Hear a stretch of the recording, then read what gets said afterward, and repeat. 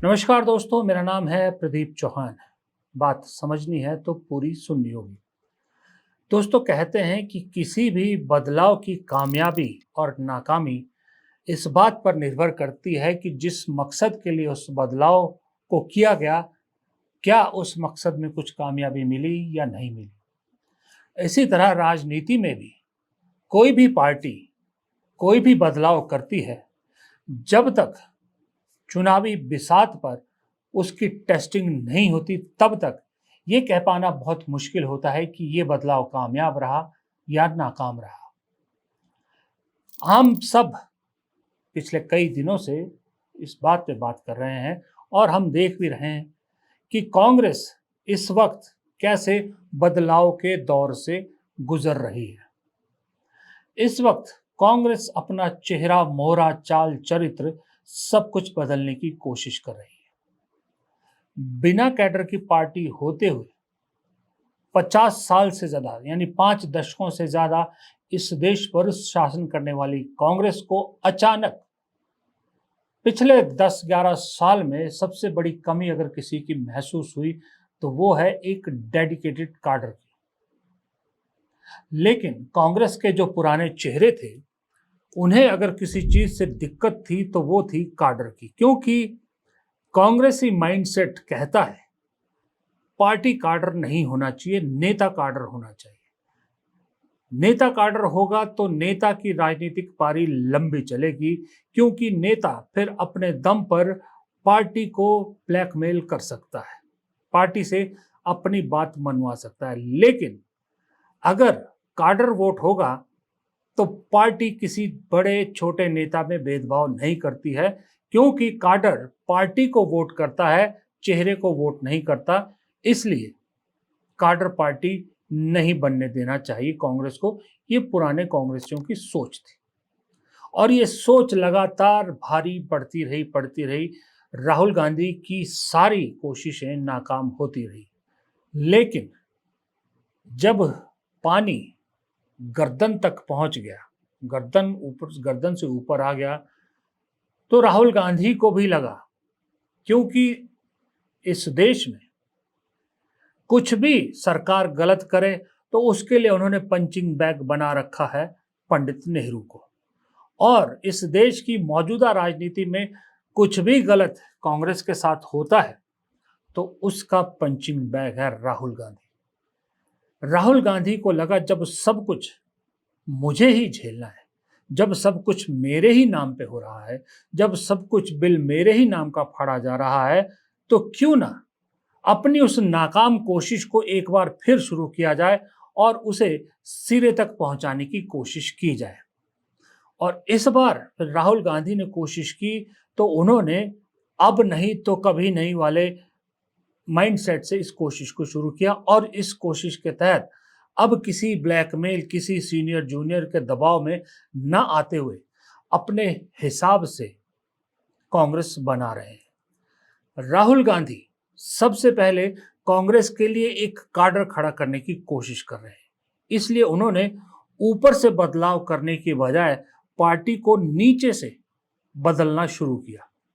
इसके लिए उन्हें लगा कि सबसे बेहतरीन तरीका है कि जो सबसे निचले तबके के नेता और ऊपर के नेताओं के बीच में कड़ी का काम करता है, उस कड़ी को मजबूत किया जाए। जो सबसे कमजोर अभी है, उस कड़ी का नाम है जिला अध्यक्ष।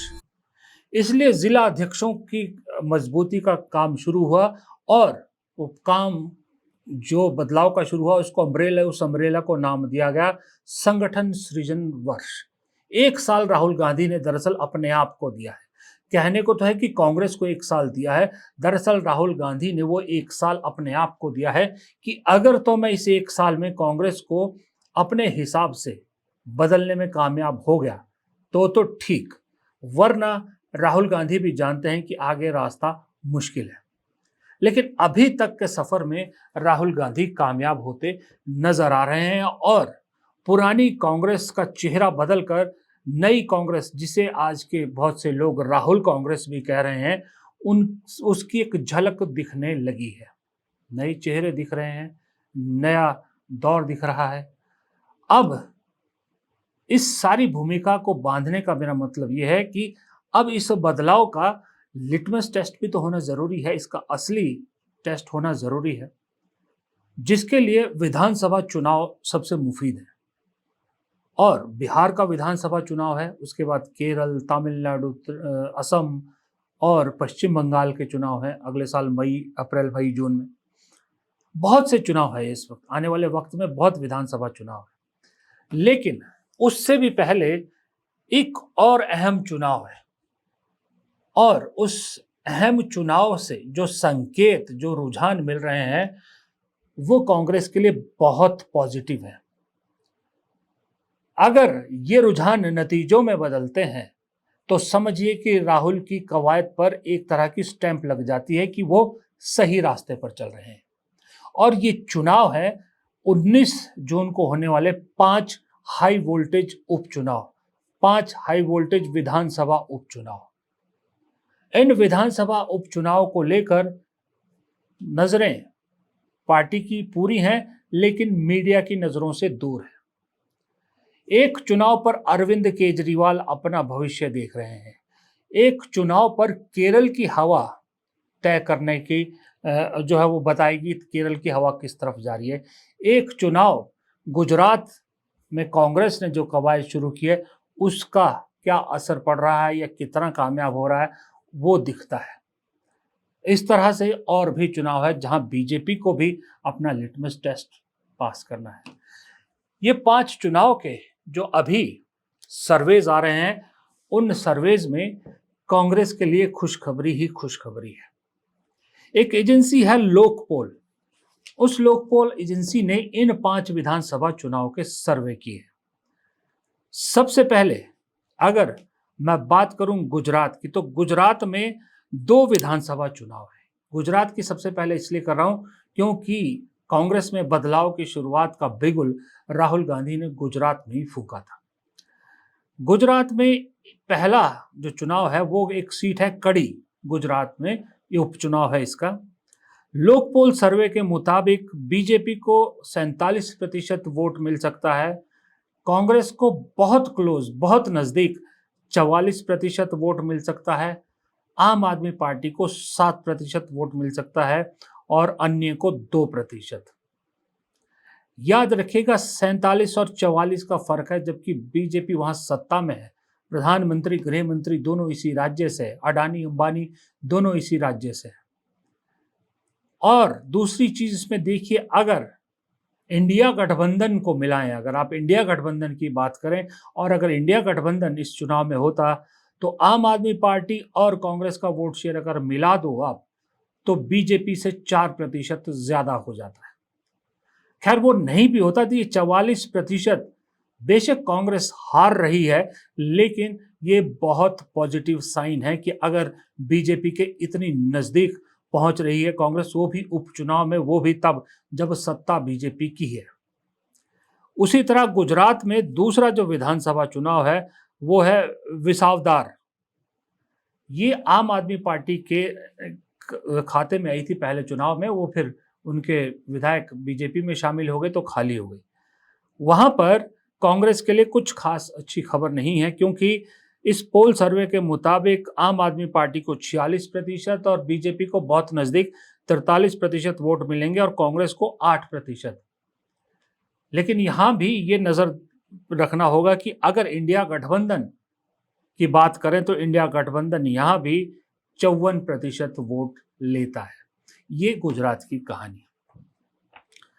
अब एक बहुत अहम चुनाव केरल में है। केरल में इसलिए कि केरल में विधानसभा चुनाव होने हैं और ये उपचुनाव एक टेस्ट में उसके तरह से देखा जा रहा है कि यहाँ की हवा बताएगी कि केरल में विधानसभा चुनाव को लेकर किस तरफ हवा बह रही है।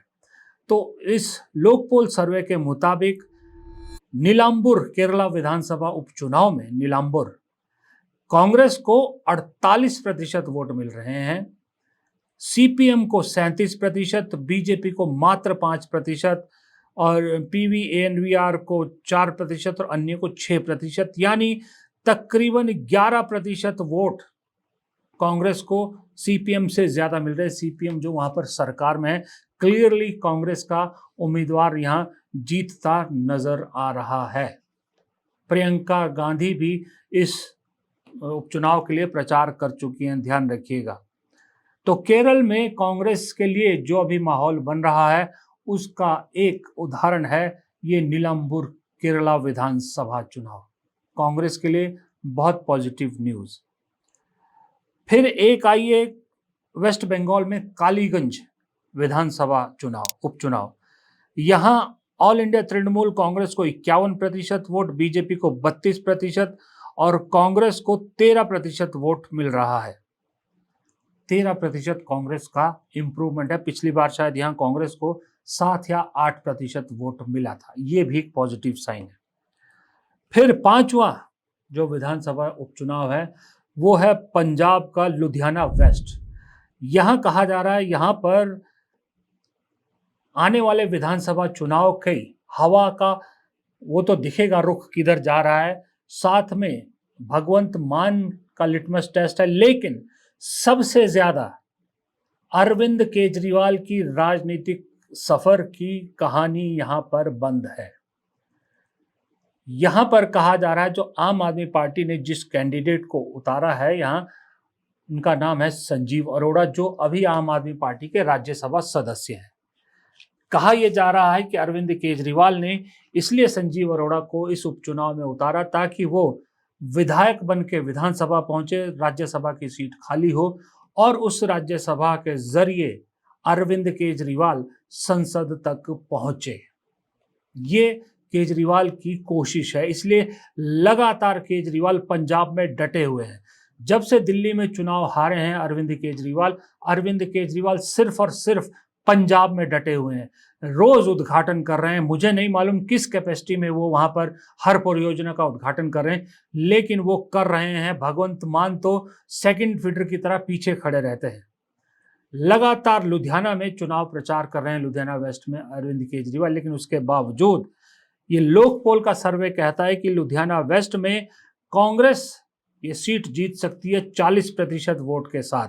आम आदमी पार्टी दूसरे नंबर पर रहेगी 33% वोट के साथ।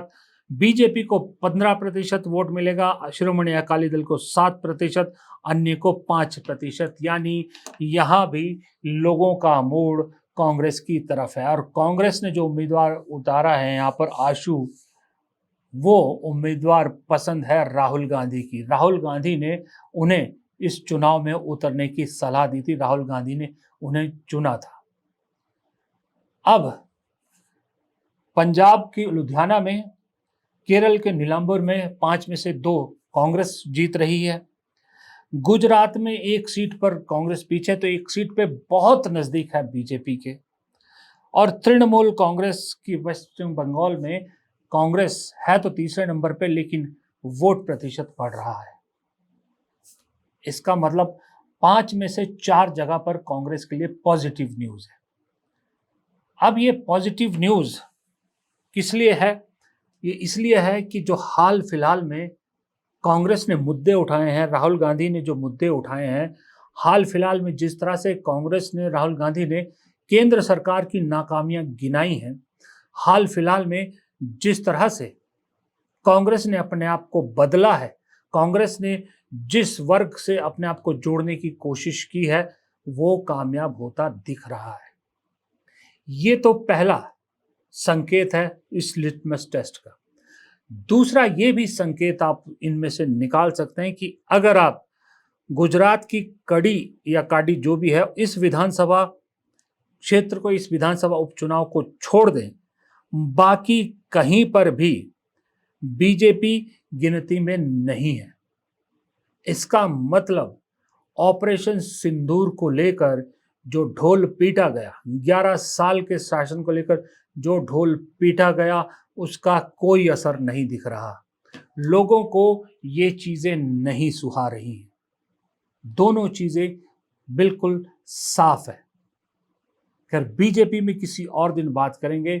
फिलहाल कांग्रेस के लिए मैं इतना ही कह सकता हूं कि अगर ये जो लोक पोल का सर्वे है, अगर ये चुनाव नतीजों में बदलता है तो एक बात तय है, कांग्रेस का जो बदलने का गियर है वो शिफ्ट हो जाएगा। इस गियर को और फास्ट पेस वाले गियर में डालना पड़ेगा इस गाड़ी को, ताकि आने वाले जो विधानसभा चुनाव है, बिहार से लेकर केरल, असम, तमिलनाडु, पश्चिम बंगाल तक, ये क्योंकि इन चुनाव को मैं इसलिए गिन रहा हूं कि कांग्रेस का जो संगठन सृजन का वर्ष है, उसी वर्ष के दौरान ये चुनाव होने हैं। इन चुनाव ने अगर आपके संगठन के बदलाव पर मुहर लगा दी, तो उसके बाद पंजाब और दूसरे जो चुनाव होने हैं, उत्तर प्रदेश, गुजरात, उन सब के लिए आपकी ज़मीन बहुत मजबूत हो जाती है। फिलहाल इस वीडियो में इतना ही। अगर वीडियो पसंद आया होगा, रोज़ गुजारिश करता हूँ लाइक ज़रूर किया कीजिए, वीडियो को लाइक ज़रूर किया कीजिए। अगर आपने चैनल को अब तक सब्सक्राइब नहीं किया तो प्लीज़ चैनल को सब्सक्राइब कर लीजिए, और कमेंट बॉक्स में आपकी राय हमेशा की तरह बहुत अहम रहेगी। नमस्कार।